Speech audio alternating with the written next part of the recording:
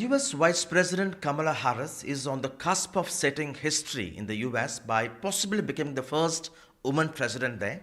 Joining us, her maternal aunt, Dr. Sarla Gopalan, whom she fondly refers as Chitthi. Doctor, thank you very much for your time. Did you listen to Kamala Harris's acceptance speech today? What did you think of it? Yes, of course I listened to her speech.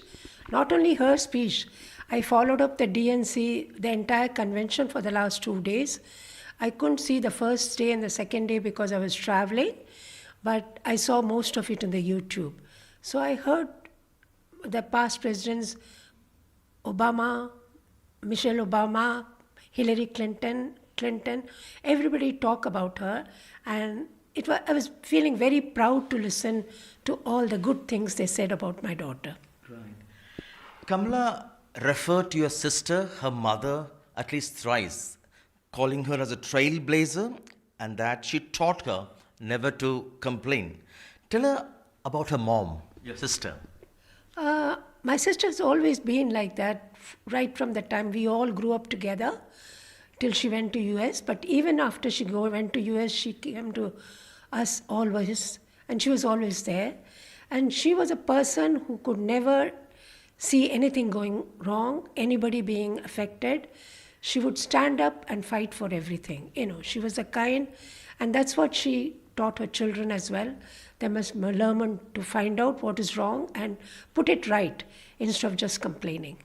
And your sister Shamala left India to the US when she was just 19. Yeah, she was just 19. She left in 1958. She was not even 20 because she was going to be 20 in December, but she left before that. She was just 19. Right. She had got that Fulbright scholarship from the US government. And in fact, I must say that she'd applied for these scholarships not with the help of my parents or anything. Right. She was studying in Delhi in Lady Irwin College. She was doing her graduation in home science in Lady Irwin College in Delhi. And while she was in college, she contacted the American Embassy and applied for the scholarship. And she informed my parents only after she got the scholarship that she wanted to go. And even though we belonged to a very South Indian conservative family, my father was a very, person who would think about future and everything, right. And he was very particular, and he wanted us all to get educated and extra. And when he saw such an opportunity come to her, even though she was only 18, he allowed her to go. Right. And what memories of Harris you have? I have very nice memories of Don. The first time I met him was when they came to Zambia, and we spent maybe a couple of weeks together. And later on, when I was in England, he happened to come to Cambridge because one of his friends was there, and again I saw him. After that, I haven't seen him. But I think that was way back in, late 60s or early 70s.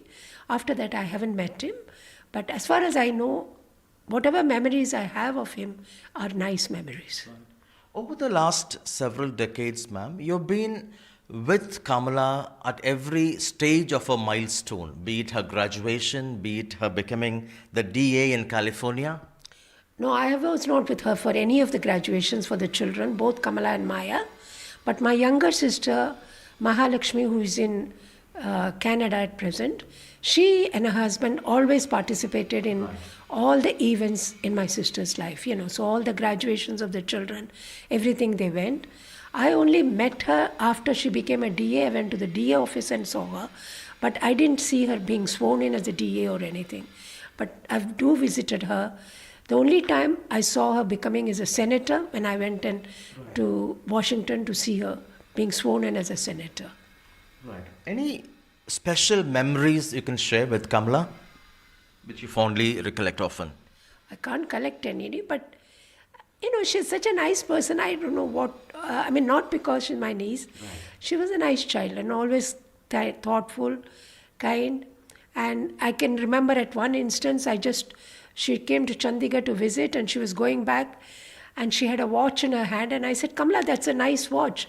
And the next thing that happened, she took out the watch and gave it to me. It had a gold strap and everything. She just gave it to me and she said, just keep it, Chitthi. You like it, you keep it. That's the kind of person she is. She will not let anyone say they don't have it or don't know it. During her inauguration as vice president, she specifically mentioned you as Chitthi. Yeah, she mentioned both of us, me and my younger sister, as the two Chittis, in fact. So because they've never called us aunt, they've always called us Chitti by the South Indian tradition.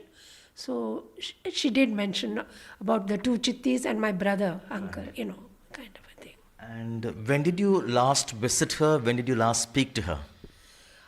I visited her last in the summer of 2022 after she became the vice president. I stayed with her in the vice president's house for 4 or 5 days, and that was a very pleasant thing. I visited her office. She was even kind enough to take me to the president's office and show me the Oval Office, so I was very happy to see all the places. And then I spoke to her last this year, before actually the president announced that he's going to step down and hand over to Kamala. But I did talk to her. After that, I haven't talked to her. I just called her up and left a message that I wished her all the best because she was traveling and I didn't want to disturb her. And you attended her wedding. Yeah, I of course. We were definitely I attended, and my younger sister and brother-in-law also attended. Kamala in the past has specifically recollected about your dad, her grandfather, Mr. Gopalan. Tell us about that, about him. My father was in government service for a long time. Very dedicated, honest guy, and after he retired, I think Kamala met him first when he was working in Zambia. He was an advisor to the president of Zambia, President Kenneth Kaunda. So at that time, Kamala had come, but she was a young child at that time. But as they were growing up, my sister used to bring both the children to India. And on such occasions, my father would go to the Besant Nagar beach for a walk in the morning, and she used to probably accompany. I don't know exactly what used to transpire with them, but what Kamala says is she used to have interesting conversations with her grandfather, because I was in Chandigarh or this thing, but she did spend quite a bit of time, and they both got on very well, my father and her. It's had a profound impact on her. Yeah, that's right. They got on very well, and they were just fond of each other, kind of. Of course, she being the first grandchild, my father was very fond of her, but she was also very fond of him. Right. When Prime Minister Modi visited the US and met Kamala Harris, he gave her a special gift which is so close to you as well as to Kamala. That's right. Something was very touching. Right. Because he had, from the Gazette, he had taken out my father's postings in the government of India as a joint secretary, and when he was sent on secondment to foreign service to Zambia and his retirement, and he had highlighted those from the Gazette and framed it very nicely and given in a beautiful frame as a gift to Kamala. And Kamala just treasures it because it's her grandfather. If your sister is watching, Shyamala is watching, the developments now in the US, the possibility of Kamala becoming the first woman president of the country, what would she think? What would she say? I don't know. She'll cry out of happiness. I think that's what she will do, because that's the type she is. She will at least she would feel that what she wanted to give her children, she is given. Right. Would you be visiting White House if Kamala becomes the president? I hope to, provided my health permits, I would definitely go. Does Kamala speak Tamil? What is her favorite Tamil cuisine? No, she doesn't speak Tamil. She only knows couple of words in Tamil, but she knows most of the, any of the cuisine. She knows, like, Veta Korambu, Rasam and all those things. She knows all the things because she loves South Indian food.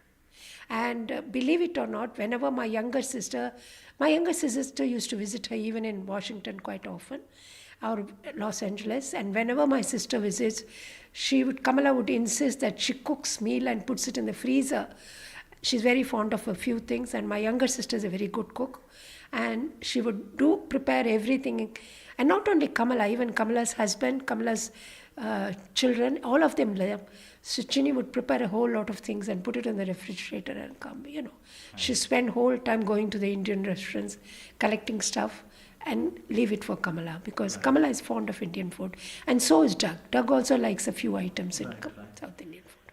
The Tulasendram village in Tamil Nadu, that's keeping a close watch on these developments. They are excited. They're praying that Kamala would become the first woman president. The ancestral village of your dad. Yeah, I'm surprised to see all those developments, because from the family, Kamala has gone to the temple. Kamala and Maya, when they were young children, my mother was a little this thing, so she had taken them to the thing. So they remember. I don't know how much they remember. I know Maya remembers.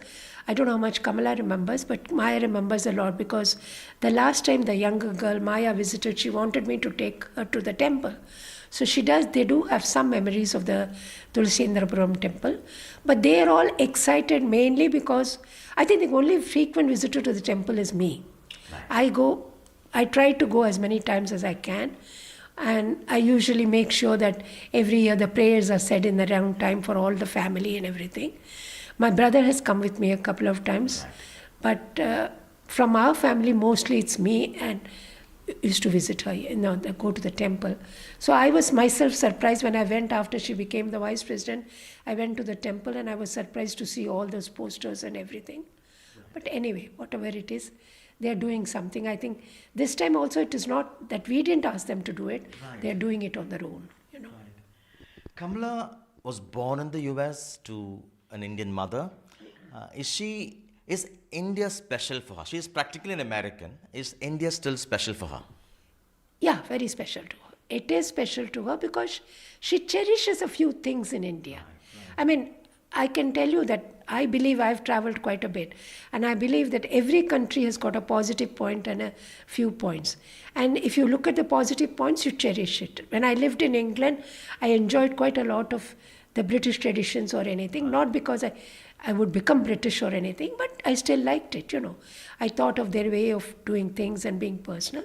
So Kamala cherishes some of the memories in India, Be it your sister or be it Kamala Harris now, what is that, the American element that has enabled them to take wings and fly, reach greater heights, which may not be possible in India for many? That's right. If she'd been in India, it may not have been possible. And there she had the opportunities, and my sister made sure she got all the opportunities. Right. Doctor, thank you very much for your time, and we hope that very soon we'll get an invitation from the White House to visit. I'm not sure about that, but whatever it is, I only wish her all the best. Right. For us, it's always our blessings, and we wish her all the best. Thank you so much, Doctor. That was Dr. Sarala Gopalan, Kamala Harris's maternal aunt, who she fondly calls Chitthi, talking to us. In Chennai with Suresh, Sam Daniel, Find the TV.